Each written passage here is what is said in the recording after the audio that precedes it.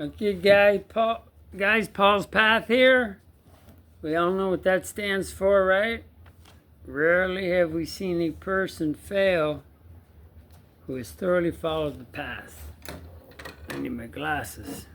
A little drink of water. Kind of doing this off the cuff, but what a great step tonight. What a great step tonight. People calling me all day long. Step 4 for Christmas. How could it get any more important? You know, you go to the family members are the ones that we get resentful at the most. Resentment is the number one offender. It kills more addicts and alcoholics than anything else.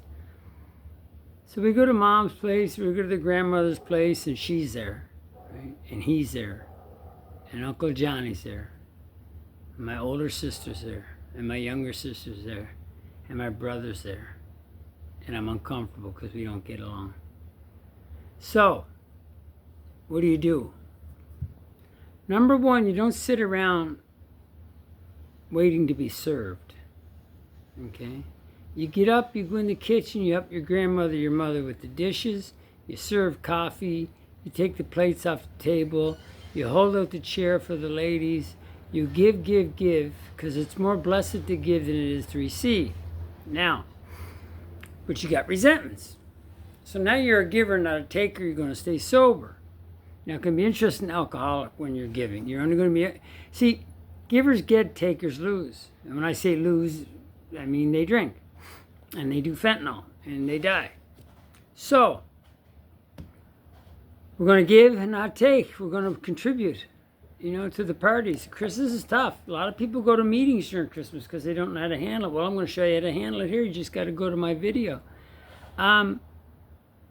So I'm upset with my brother, or my ex-wife happens to be there, or my dad's there, right? Had some troubles with him. What are we going to do about it? Well, this was our course. Okay. We realized that the people who wronged us were perhaps spiritually sick. Ex-wives, fathers, brothers, sisters, uncles, somebody's kid, cousins. Though we did not like their symptoms and the way they disturbed us, their symptoms are what they did and how they're talking and what they did to us. And it all comes from self-pity. Like, poor me, look at what my sister did to me. It's a self problem. We caused this. We allowed this to happen in our lives. We gave our power away. Like, there's a guy called it's Polo Kid, right? It's Polo Kid. Pissed me off for a while because he's messing with my niece. And so I had to do what I had to do. I got assertive. But I'm not angry. I'm not going to let him take my power away. I'm just going to end his sight so he doesn't hurt anybody else and go out in my life and not even thinking about him. That kind of stuff. That's my resentment today, But it's gone already because I've already done what I had to do. And I asked God for direction, and God gave me direction. And guess what? God's got this, right? Okay. So, although we did not like their symptoms and the way they disturbed us, they, like ourselves, were sick too. I know I'm sick. I know I'm not perfect. Those without sin, throw the first stone. We don't live in glass houses. We ask God. We're going to ask God now. Even with its Polo Kid, even with my sister, Uncle Johnny, my younger brother, my ex-wife, right? We ask God to help us show them the same pillar. So we're going to ask God to show them. We're not going to pray for them. We're going to pray for us. We're going to ask God to show them the same tolerance, pity, and patience that we would cheerfully grant a sick friend with cancer. Because this is a disease, right? When a person offended, we said to ourselves, this is a sick man. He's not bad. He's not evil. Okay? He does evil things. But he's not evil. He's spiritually sick. It's a big difference. This is a sick man. How can I be helpful to him? Can't be helpful to him. I can't be helpful to him. God save me from being angry. Thy will be done. Thy will be done means let God direct my thinking and my actions.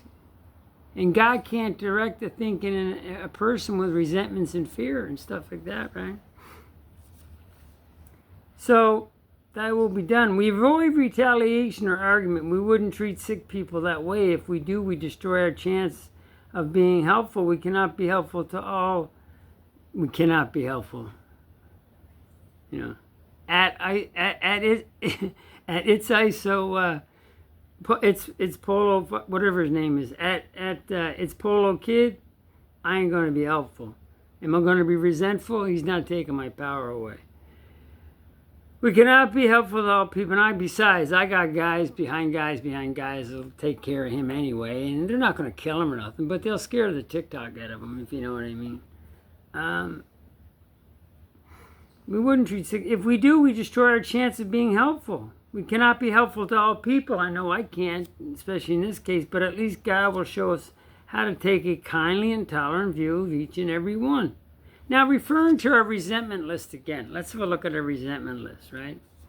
Putting out of our minds the wrongs others had done, we resolutely looked for our own mistakes. Where had we been selfish, dishonest, self-seeking, and frightened?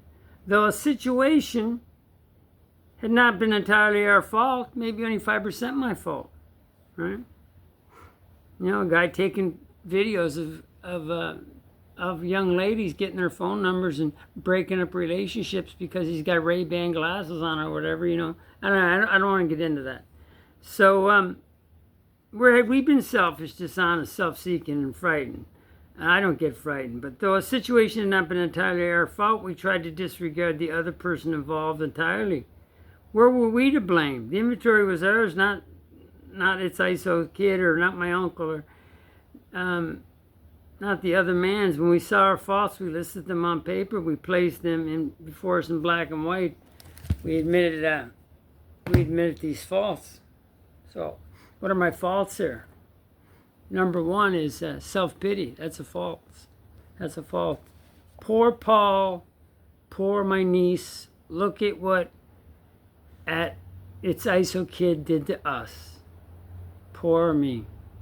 Lack of tolerance, lack of patience, not understanding sick friends, not accepting people that are sick. These are all my character defects, you know. Now I can hold on to them, okay, and let him take the power out of me.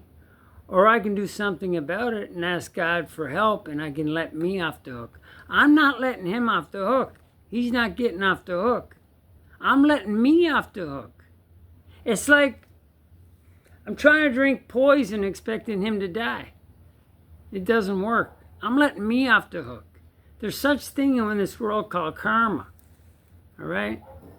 Watch what happens over the next 6 months with our sick spiritual friend. You know, just watch what happens. I've seen it before, seen it 100 times. Anyway, 12 and 12. Same thing, man. Same thing. It's a spiritual axiom that anytime we are disturbed, there's something wrong with us too. Finally, we begin to see that all people, including others, are to some extent emotionally ill as well as frequently wrong. Then we approach true tolerance. See, I'm intolerant. That's a character defect.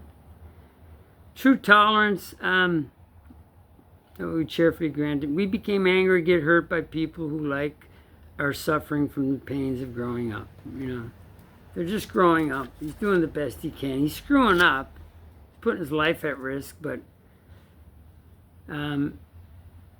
he's growing up. Hopefully he gets to a ripe old age and doesn't, doesn't do something stupid. So it is a spiritual axiom that every time we are disturbed, no matter what the cause, no matter what he did,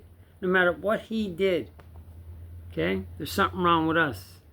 There's something wrong with us. If somebody hurts us and we are sore, we are in the wrong also. But are there no exceptions to this rule? What about justifiable anger?